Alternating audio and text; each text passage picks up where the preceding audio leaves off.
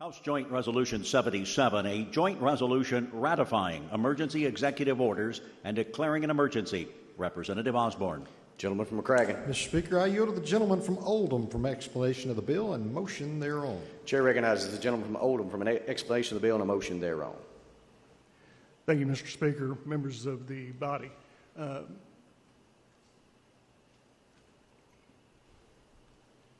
have the clerk report House Committee Substitute 1.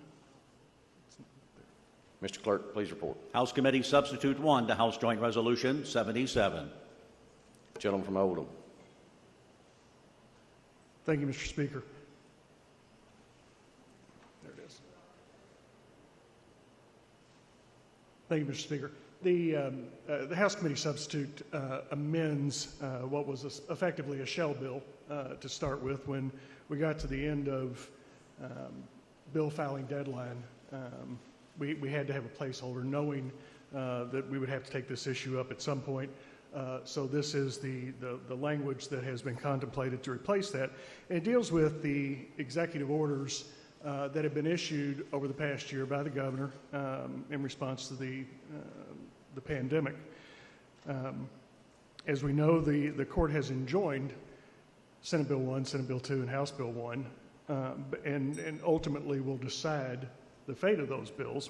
But at the same time, we acknowledge that there are certain of those executive orders that have been done. Obviously, there's been a lot of criticism of some of those orders, but there are a lot of those orders that do specifically need to be extended to help our businesses. In the governor's lawsuit to enjoin those three bills, Circuit Judge Shepard actually suggested that we try to get together with the governor and discuss which of those orders could be extended, which ones shouldn't. On February 25th, President Stivers and I sent a letter to the governor asking for a list of those bills that he would like extended and why he would like those, or excuse me, executive orders, and why he would like those extended. He didn't respond in a manner that made those negotiations possible. So this is our version of what we believe those executive orders should be, that are, again, extremely important to businesses. And there are many of them, whether it be the price gouging executive orders, the executive orders that waives co-payments on testing, COVID testing, and on vaccine administration, the orders that waived penalties and licensing requirements on businesses that have been shut down as a result of the pandemic. Some things that are critical to many of our businesses and individuals who have suffered greatly through this pandemic, both personally and financially, and we certainly don't want to put any additional burden on them.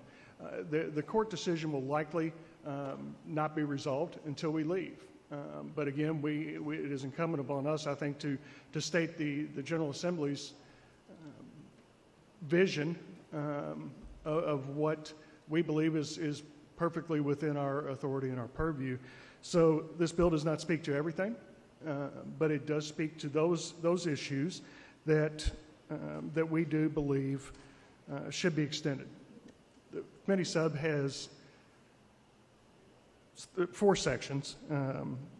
Section 2 identifies those executive orders that we want to extend, and those will simply be extended for 60 days after the effective date of this bill.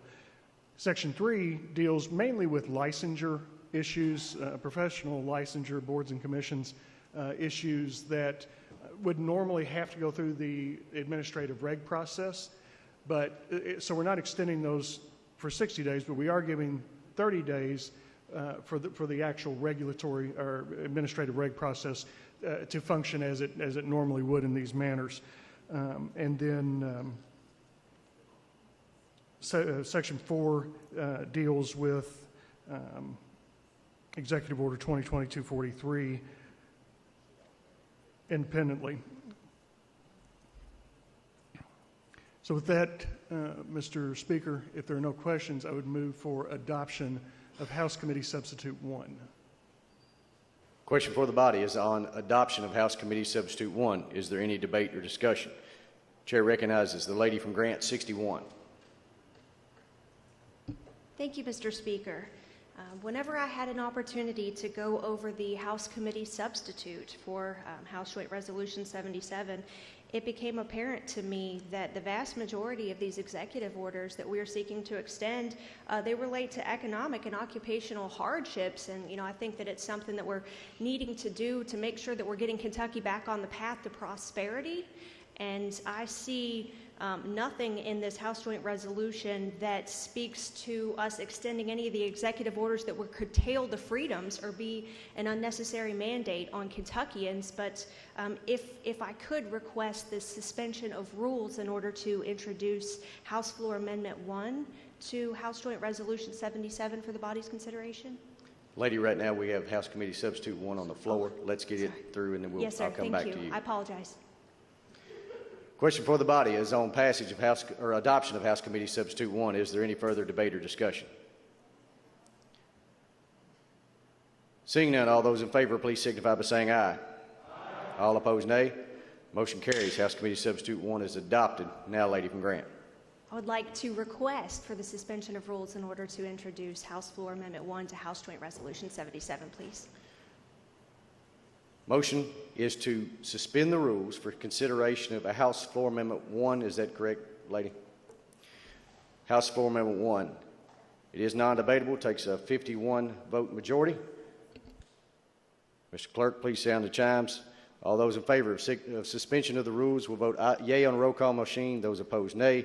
And the roll call machine is open for your voting.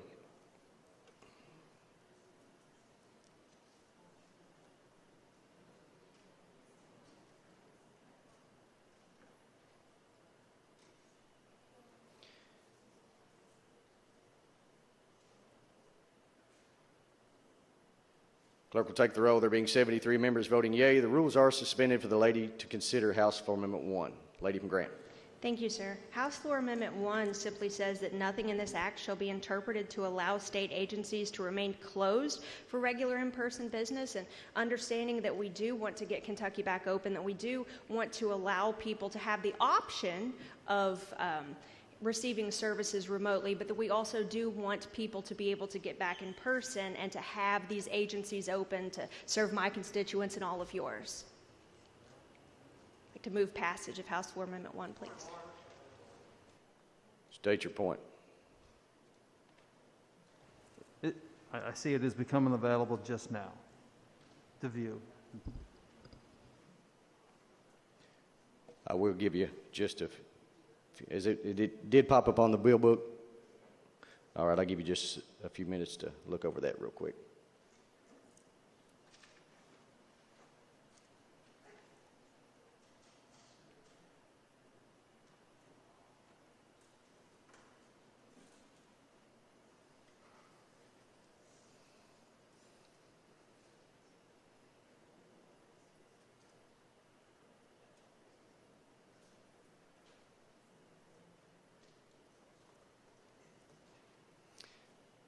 Question for the body is on adoption of House Floor Amendment 1. Is there any debate or discussion? Chair recognizes the gentleman from Oldham.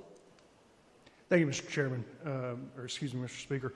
This is a friendly amendment. There was some ambiguous language that was in the resolution the way it was drafted. This clarifies it, so absolutely supportive of it.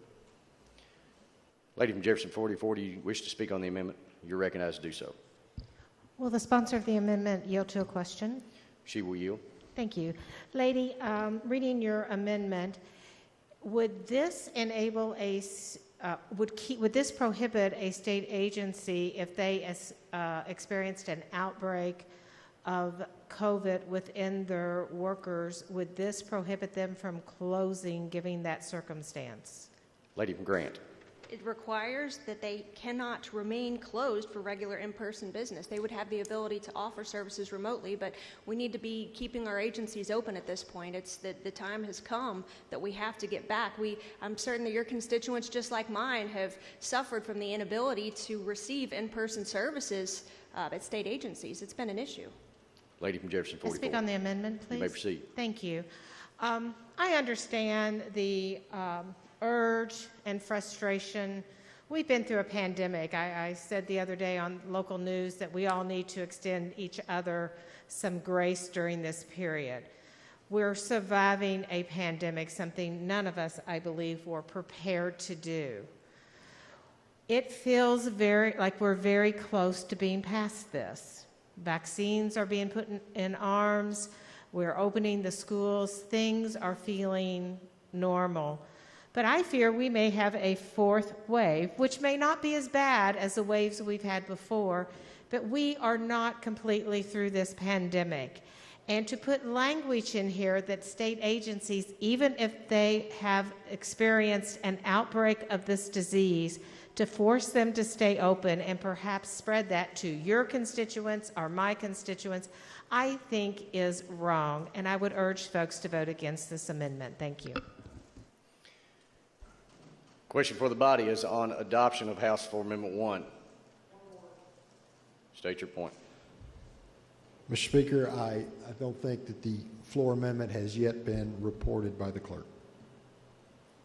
You are correct, gentlemen. Mr. Clerk, please report. House Floor Amendment 1 to House Joint Resolution 77. Question for the body is on adoption of House Floor Amendment 1. Is there any further debate or discussion? Seeing none, Lady from Letcher, do you wish to speak on the amendment? Yes, Mr. Speaker. You may proceed. I would just like to say that we are managing to substitute our own judgment for the judgment of medical professionals who spend their entire careers readying themselves to make these decisions, and that we're doing it by a last-minute amendment to a resolution. And that I don't think any of us really think that that's the way such giant decisions should be made. Question for the body is on adoption of House Floor Amendment 1. All those in favor, please signify by saying aye. Aye. All opposed, nay. Motion carries. House Floor Amendment 1 is adopted. Gentleman from Oldham. Thank you, Mr. Speaker. Members of the body, I will point out, I understand the concerns issued by the lady from Letcher and the lady from Jefferson 44. However, I will also point out that Senate Bill 1 very clearly states that an executive order, a substantially similar executive order, cannot be reissued under substantially similar circumstances. And if there is a wave, a new outbreak, then I believe that that would be interpreted as substantially or not substantially similar circumstances. And I think that for the instance that the lady from Grant just put in her amendment, I think that that would cover that. So, but if there are no further questions, I would move for adoption of House Joint Resolution 77 as amended by House Committee Substitute 1 and House Floor Amendment 1.